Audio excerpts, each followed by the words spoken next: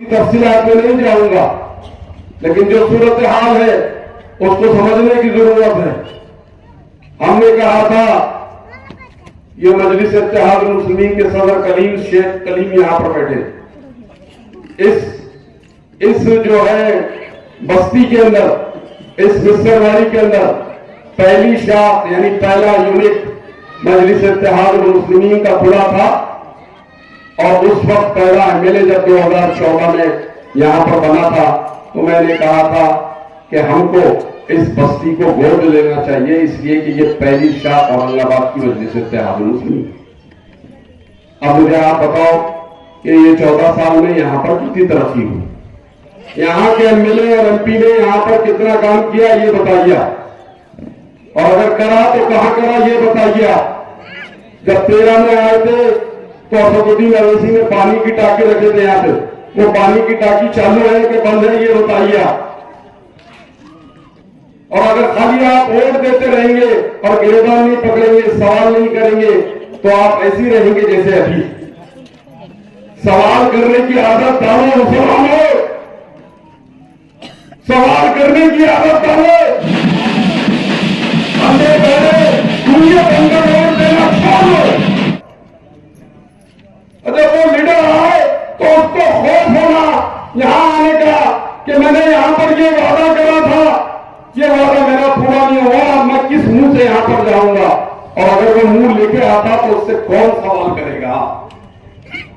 पकड़ो ना, तुम्हारी रिवायत है, भूल गए।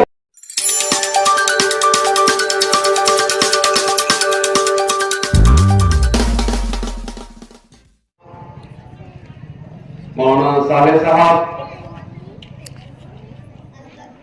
वंचित बहुजन अघाड़ी के महाराष्ट्र के एग्जीक्यूटिव बॉडी के मेंबर अली जनाब अमित कुलगढ़ साहब, वंचित बहुजन अघाड़ी के शहर सदर मतीन पटेल साहब, एडवोकेट सलीम खान साहब, अनवर कादरी साहब, मगरे साहब,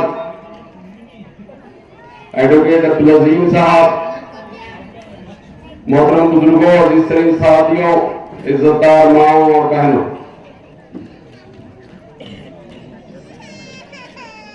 असेंबली का इलेक्शन शुरू हो चुका है। बहुत सारे उम्मीदवार आपके पास भी आ रहे हैं। मैं भी एक उम्मीदवार है वंचित बहुजन अघाड़ी का। प्रकाश अंबेडकर साहब के साथ 3 साल से जुड़ा हूं, 3 साल के साथ उनके साथ मेहनत कर रहा हूं। और 3 साल पहले मेरे जुड़ने की वजह ये नहीं थी कि आज मुझे वंचित बहुजन अघाड़ी का टिकट मिले। कतई ये नियत से मैं वंचित बहुजन अघाड़ी में नहीं गया था। मेरा वंचित बहुजन अघाड़ी के करीब होने का मकसद ये था कि 2021 में प्रकाश अंबेडकर साहब ने कपिल पाटिल के जरिए एक बिल पेश किया। वो बिल जिसको रखना चाहिए था मुस्लिम से एमएलए ने, मुस्लिम मेंबर ऑफ पार्लियामेंट से, लेकिन अल्लाह ताला ने उनको तौफीक नहीं दी कि वो बिल इस तरीके का बिल रखे। और वो बिल का नाम था पैगंबर बिल। आए दिन हम देख रहे हैं कि नबी करीम सल्लल्लाहु अलैहि वसल्लम की शान में गुस्ताखियां हो रही है।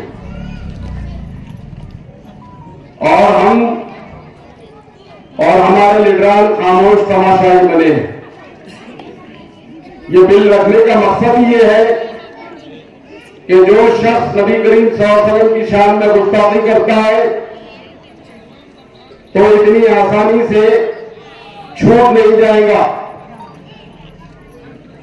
अब उसको पहले तो जमानत लेने में 10, 12, 15, 25 दिन, 1 महीना भी लग सकता, तो इतना वक्त वो जेल में रहेगा। और अगर केस उसके खिलाफ गया, ये साबित हो गया कि उसने नबी करीम सल्लल्लाहु अलैहि वसल्लम की शान में गुस्ताखी की, तो 7 से 10 साल की सजा भी उसको होगी। ये बिल प्रकाश अम्बेडकर साहब ने कपिल पाटिल के जरिए असेंबली में रखा। यही वजह थी कि मैं प्रकाश अम्बेडकर साहब के साथ जुड़ा, क्योंकि मेरी उतनी ताकत नहीं है कि मैं उस रामगिरी महाराज के पास जाऊं और उसका गिरबान पकड़ूं और उससे कहूं कि तूने नबी करीम सल्लल्लाहु अलैहि वसल्लम की शान में गुस्ताखी किया, तो क्यों किया? क्योंकि जब भी ऐसा कोई ऑफेंसिव मामला कोई मुसलमान ने किया तो ये हुकूमत उसको आतंकवाद का नाम देकर उसको जेल के सलाखों के पीछे डाल देती है।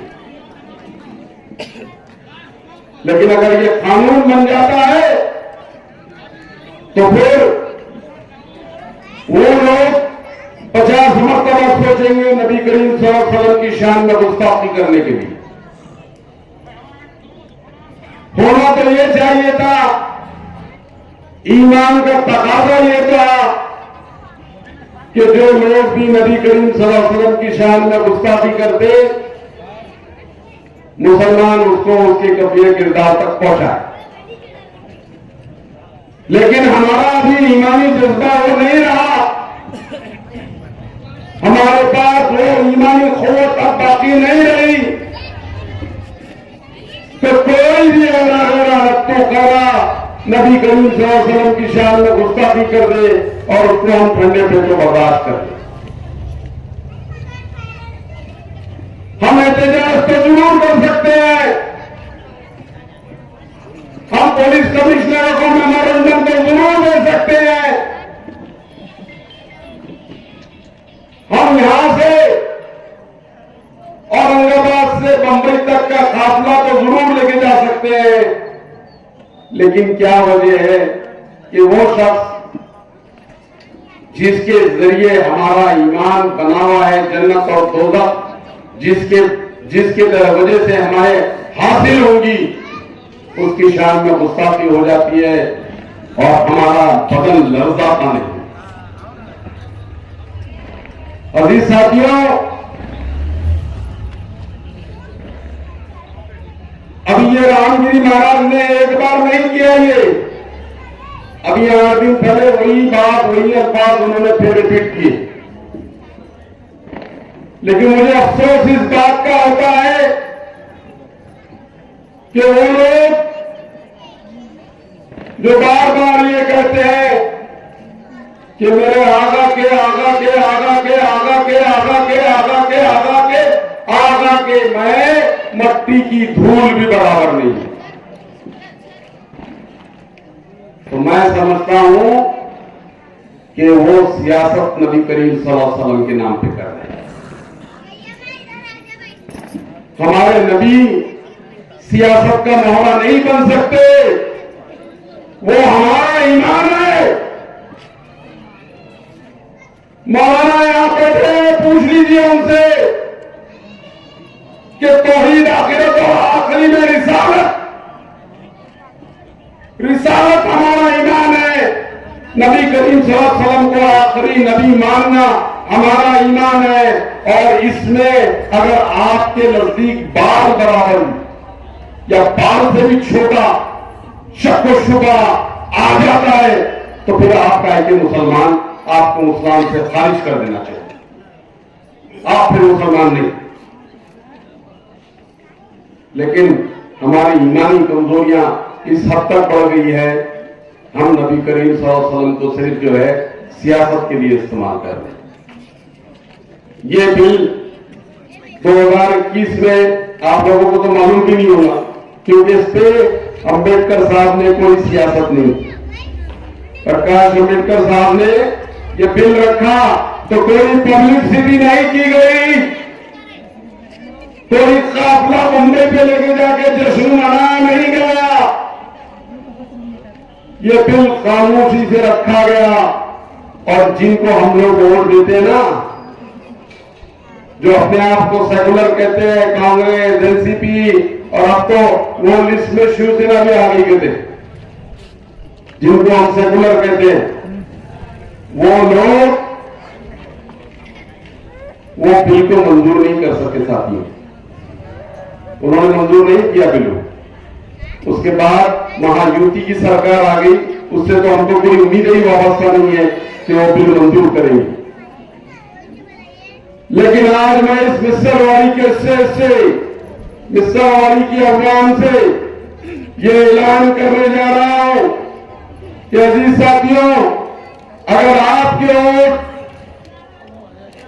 अमित भुजबल साहब के वोट अगर मिल जाते हैं और अल्लाह ताला मुझे अगर कामयाबी नसीब करता है, तो मैं आपसे वादा कर रहा हूं कि असेंबली में अगर पहुंचा तो असेंबली का पहला जुमला मेरा ये रहेगा कि प्रकाश अंबेडकर साहब ने जो बिल असेंबली में रखा, उस बिल को मंजूर किया जाए। उससे पहले कोई जुमला नहीं करूंगा इंशाअल्लाह। और कामयाबी क्यों नहीं नसीबूंगी? 2019 में वंचित बहुजन अघाड़ी ठीक ऑफ मेंबर ऑफ पार्लियामेंट बन गए। 2024 में वंचित बहुजन अघाड़ी नहीं थी तो 1,34,000 से हमारी शर्मनाक शिकस्त हो गई। और जब बड़ा इलेक्शन था मेंबर ऑफ पार्लियामेंट का, 21 लाख वोटों का इलेक्शन था, आज 3,70,000 वोटों का इलेक्शन है। 1,30,000 मुसलमानों के पास है और 70,000 वंचित बहुजन अघाड़ी के पास। 3,70,000 वोटों में 2 लाख वोट ये दो कौमों के पास। तो फिर हम जीतेंगे क्या हम हारेंगे? हम 39% मुसलमान, 19% वंचित बहुजन अघाड़ी का वोट, ये दोनों को अगर मिला दिया जाए तो अल्हम्दुलिल्लाह 58% वोट बनता है। और 58% वोट रखने के बाद ये कांग्रेस आ जाओ, एनसीपी आ जाओ, शिवसेना आ जाओ, बीजेपी आ जाओ, मन से आ जाओ, ये पूरे अगर एक जगह आ जाते हैं तो इस वंचित बहुजन अघाड़ी के उम्मीदवार जावेद कुरैशी को हरा नहीं सकते।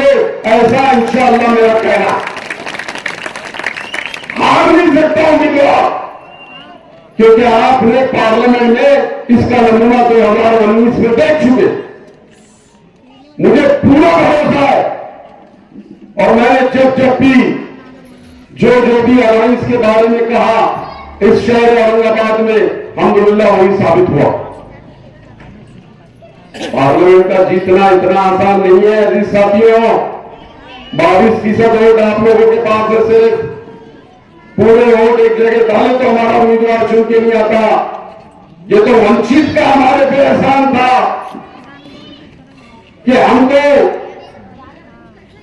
वो उम्मीदवार ने कभी जाके कोई दलित के घर पे खटखटा मारा कि भाई मुझको वोट दो। ये अमित भुजबल साहब घूम रहे थे मारे मारे एक एक घर, एक एक दरवाजा, कि हमारे अलायंस बाबा साहब ने हमको आदेश दिया कि अलायंस के अंदर हमारे पास एक उम्मीदवार है, उसको वोट दे दो। बगैर पैसे के, बगैर कुछ मेहनत करे के 1,30,000 वोट हमने दे दिए उन्होंने, और हम मेंबर ऑफ पार्लियामेंट बन गए।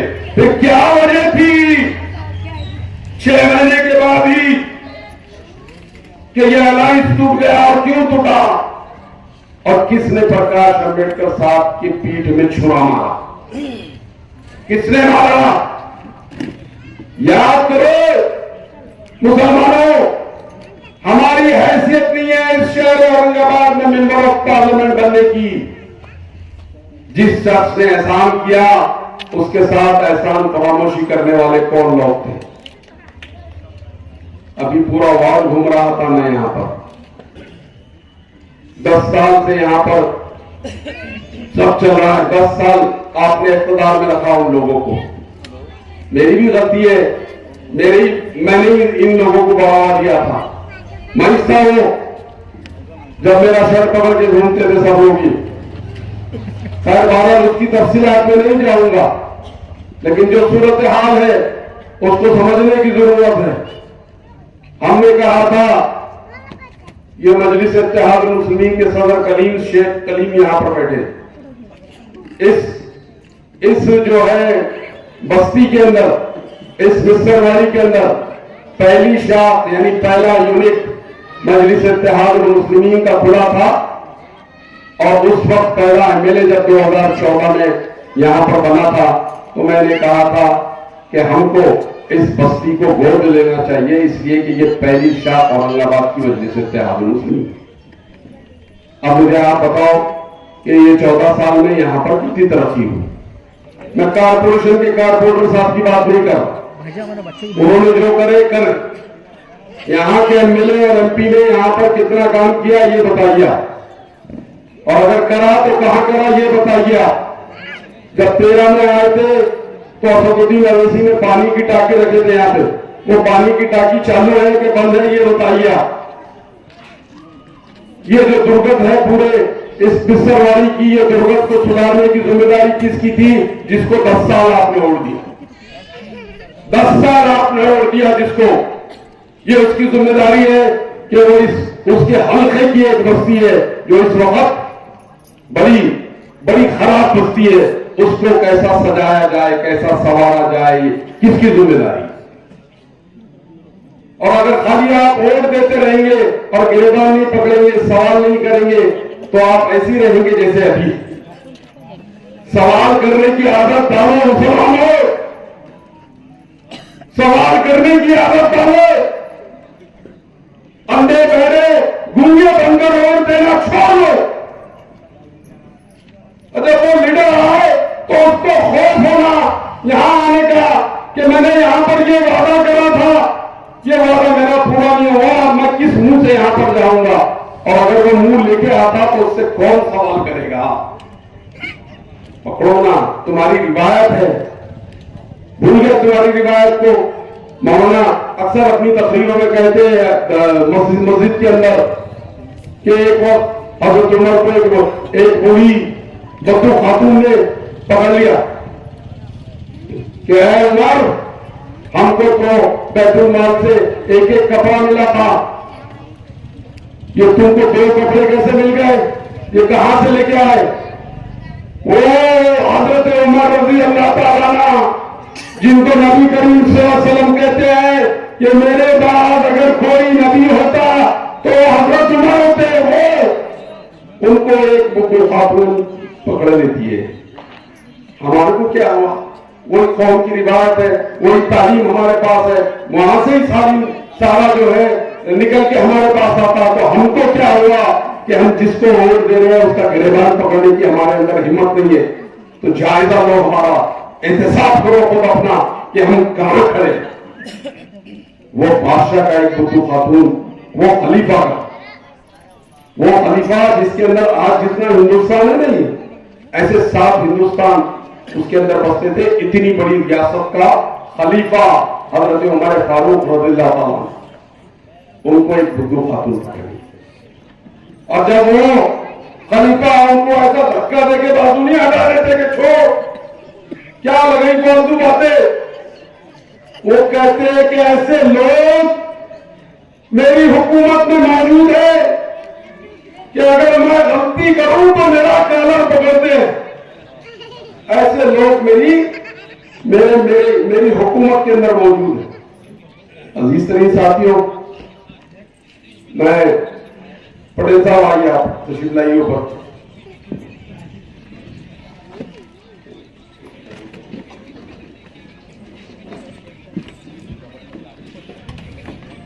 तो ऐसे लोग हमारे पास रहा करते थे। अब हमारा ईमान को हमें टटोलना चाहिए कि हम कहां जा रहे हैं। और अगर अब आएंगे वो लोग, अब जावत पुलिस आके खड़े हो गए ना, 1-2 दिन में तुम्हारे पास बराबर तशरीफ लेके आएंगे वो, यहाँ पर बहुत परेशानी है उनको। लेकिन मैं पूछ रहा हूं कि उनसे सवाल करिए कि खिबला हमने 10 साल आपको वोट दिया, पूरी ईमानदारी से, कोई आपने हमारे ऊपर खुद कोई खर्चा नहीं करी, गाड़ी से हम निकले, सेंटर पे गए, वोट डाले, सब करे तुम्हारे साथ। हमारे साथ तुमने क्या किया? ये कलीम यहां पर मौजूद है, सलीम पटेल साहब यहां पर मौजूद है, इनसे पूछ लीजिए कि इस मिस्रवाड़ी को गोद लेने का प्रस्ताव किसका था?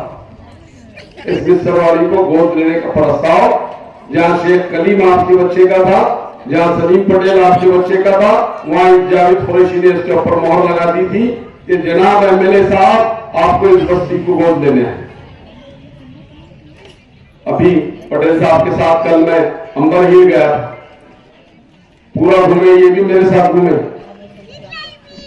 अंबर हिल के लोगों को पूछा मैंने, जब मैं रोड के टेढ़े मेढ़े रास्तों से गुजर रहा था, उनका ड्रेनेज का पानी उन रास्तों से गुजर रहा था, पीने को पानी नहीं है, चलने के लिए लाइट नहीं है, साफ सुथरी रोड नहीं है, ड्रेनेज का कोई नज्म नहीं है।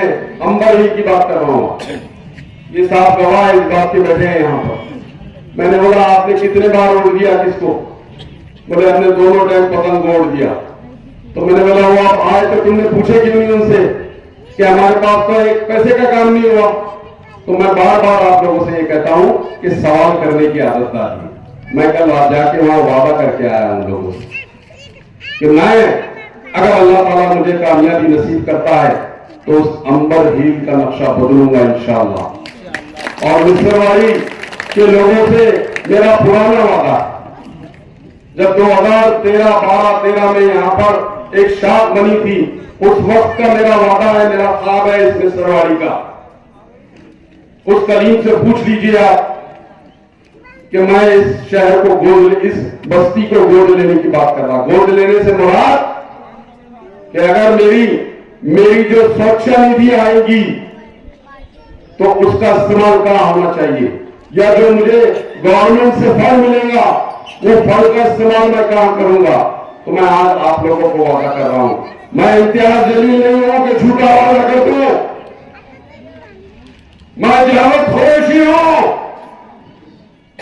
आज वादा करके जा रहा हूं, और अल्लाह ताला ने कामयाबी नसीब कर दी तो आप देखेंगे इंशाअल्लाह अगले 5 साल यानी 29 में आपको इस बस्ती का नक्शा बदलता हुआ नजर आएगा। मैंने यहां 1913 में वादा करके गया था। मेरी बदनसीबी ये है कि मैं उस ताकत के साथ नहीं जुड़ा रहा, इसलिए कि वहां मक्कारों का टोला जमा हो गया। आप लोग आए दिन नई नई बातें, नए नए तमाशे शुरू हो रहे हैं। अभी आपने देखा कि यहां के एक एमएलए थे हमारे, वो एमएलए कहते हैं कि मैं औरंगजेब रहमतुल्लाह अलैह की खबर को उखाड़ के फेंक दूंगा। अब कैसा उखाड़ेंगे, क्यों उखाड़ेंगे भाई? औरंगजेब रहमतुल्लाह अलैह से तुम्हारा क्या लेना देना?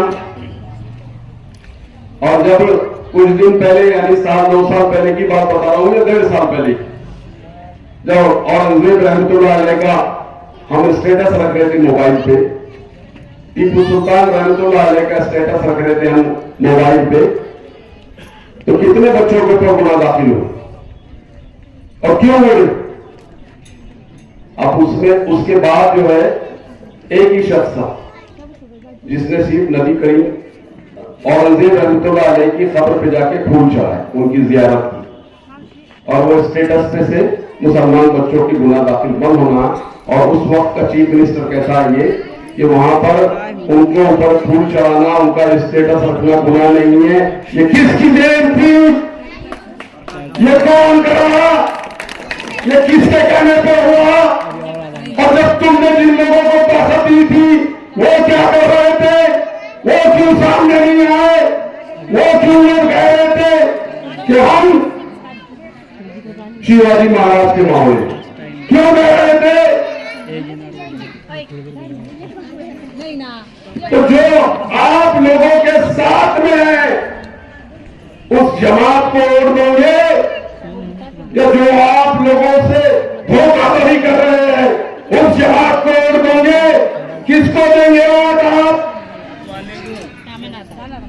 जो कहता है कि नबी करीम सल्लल्लाहु अलैहि वसल्लम की शान में गुस्ताखी करने वाले को 7 से 10 साल की सजा हो, उसको और देंगे क्या? तो ये कहेगा कि मेरा औरंगजेब से आए मिले गिले फिले चले गए, उसको और देंगे। किसको और देंगे हम? 2 पार्टियां आपके पास मौजूद है, जिसको और देना है। और ये उम्मीदवार जावेद कुरैशी की शक्ल में आपके पास, ये आपका भाई, आपका बेटा खड़ा है। 30 साल से शहर में अपनी खिदमत दे रहा हूं, दीनी खिदमत दे रहा हूं, मिली खिदमत दे रहा हूं, समाजी खिदमत दे रहा हूं, सियासी खिदमत दे रहा हूं, सारे खिदमत 30 साल से शहर में कर रहा हूं। कोई उंगली उठा के बता दे कि हमने कोई गलत काम कभी किया है। या आएंगे जिनके पास आपसे वोट मांगने को, अल्लाह का रसूल का दुआई देंगे, मिल्लत की दुआई देंगे। अरे मिल्लत के रखवालो, ये रोड का हालात क्यों है हमारे ऐसे? हमारे मोहल्लों के अंदर सहूलतें क्यों मुहैया नहीं है? ये बड़े बड़े दावे करने वाले 10 साल दिए ना तुमको, 10 साल देने के बाद भी अगर हमारी सूरत हाल तब्दील नहीं हो रही तो तब्दील कर दो उन लोगों को, बदल लो उन लोगों को, हटा दो उन लोगों को जो हमारा काम नहीं कर सकते, हटा दो उन लोगों को। नई उम्मीद की किरण आएंगी, नए लोग आएंगे, नए लोग आपकी खिदमत करेंगे इंशाअल्लाह। क्या पहले हमने लीडर यहां पैदा नहीं किए? क्या डॉक्टर रफीक ज़करिया को हमने यहाँ पैदा नहीं किया? क्या अब्दुल अजीम को यहाँ पैदा नहीं किया? क्या अमानुल्लाह मोतीवाला को यहाँ पैदा नहीं किया? क्या लीडर हमने नहीं बनाए इस शहर में? रफीक ज़करिया साहब ने एक बड़ा इदारा मौलाना आजाद कॉलेज खोल के ऐसी यूनिवर्सिटी के जरिए बेहतरीन इदारा कायम करके गए, लाखों बच्चे तालीम से फैज़ हासिल कर रहे हैं। अब्दुल अजीम साहब ने इस औरंगाबाद जिले के अंदर उर्दू स्कूलों का पूरा जाल फैला के गए। अमानुल्लाह मोतीवाला ने जो है अपना अमानुल्लाह मोतीवाला हॉल में स्कूल बना के गए, एक उर्दू स्कूल बढ़ाए, एक इंग्लिश स्कूल बढ़ाए। सारे लोगों ने के काम नहीं किए, यहाँ पर सबने किए। और जब तुमने वादे किए तो वादा वफा क्यों नहीं किया? आज वादा करके गए थे 10 साल पहले, तुम्हारे वादे पे हमने वफा किया, हमने भरोसा किया कि तुम हमारे अंदर, हमारे शहर की, हमारे इन बस्तियों की हालात को कुछ तब्दील करेंगे। और अगर उन्होंने तब्दील किया तो दीजिए उनको, और नहीं तब्दील किया तो ये भाई आपका वादा कर रहा है कि जो इसको 30 साल से मैं भी शहर में खिदमत अंजाम दे रहा हूं, कोई पैराशूट से उठ के आ नहीं गया कि आपसे वोट मांग ले रहा हूं, तो मुझको दीजिए वोट। और फिर देखिए इंशाअल्लाह अजीज क्या हम हमारी बस्तियों को अच्छा बनाते कि नहीं। यहाँ पर इस मिसरवाड़ी के अंदर एक वक्त एमएलए साहब ने कहा था कि घरकुल योजना आ रही है, फॉर्म भर दो। पूछ लो सलीम पटेल से, पूछ लो कलीम से कि कितने फॉर्म हमने यहाँ भरने लगाए थे। आज तक कोई घरकुल योजना का लाभ आप लोगों को मिला? कोई फायदा आपको मिला? कि खाली कोई फॉर्म भर के चले गए? वंचित बहुजन आघाड़ी ने ये वादा किया, अपने मैनिफेस्टो के अंदर डाला है कि जितने जो है घर है, जो गवर्नमेंट के पैसे घरकुल योजना के अंदर लोगों को मिलते हैं, वो मिलने देंगे, आपके घरों तक आएंगे वो पैसे। आपको चक्कर नहीं मारने लगेगा ये भाई आपका, इंशाअल्लाह आपके घर के ऊपर लाके देगा। इसलिए कह रहा हूं कि मेरा वोट गुंठेवारी का था, मैंने अपने वोट के लोगों को कारपोरेशन के चक्कर नहीं मारने लगाया। गुंठेवारी की फाइल भी वहां तैयार की और गुंठेवारी के पैसे भी उनके वहां भरने लगाए, और आज वो वार्ड गुंठेवारी से आजाद है। हम 2 कारपोरेटर हैं, अमृत मुगल साहब इस शहर के अंदर हम 2 कारपोरेटर पूरे शहर के अंदर जिन्होंने गुंडेवारी में अपने एरिया के रिजर्वेशन को तब्दील कर दिया। आज मजनूई का रिजर्वेशन मेरे वार्ड से निकल गया, वो ग्रीन जोन का आज रिजर्वेशन जोन हो गया। एक नारायणी बाग का रिजर्वेशन निकला जिसका नाम बंटू हो गए, वो भी इलेक्शन में खड़े। 2 कारपोरेटर हम वाहिद पूरे शहर में जिन्होंने गुंठेवारी के अंदर अपने रिजर्वेशन डिलीट करा। ऐसा कोई कारनामा आप लोगों ने किसी ने देखे? और खास बात यह है कि जिस दिन वो बस्ती के लोग मेरी दावत रख रहे थे, मेरी खुदकुशी रख रहे थे, उस दिन जो है मुझको जेल जाना पड़ा और मैं जेल चले गया। तो ना मैं वो बस्ती के लोगों की चाय पी सका, ना उनकी बिरयानी खा सका, ना उनका चिकन खा सका, और जेल की 12 दिन की सोबतें गुजार के फिर मैं यहां पर वापस आया। तो सारे हथकंडों से वाकिफ है ये आपका भाई, सारी चीजों का मुकाबला करने का हुनर अल्हम्दुलिल्लाह इसके अंदर है।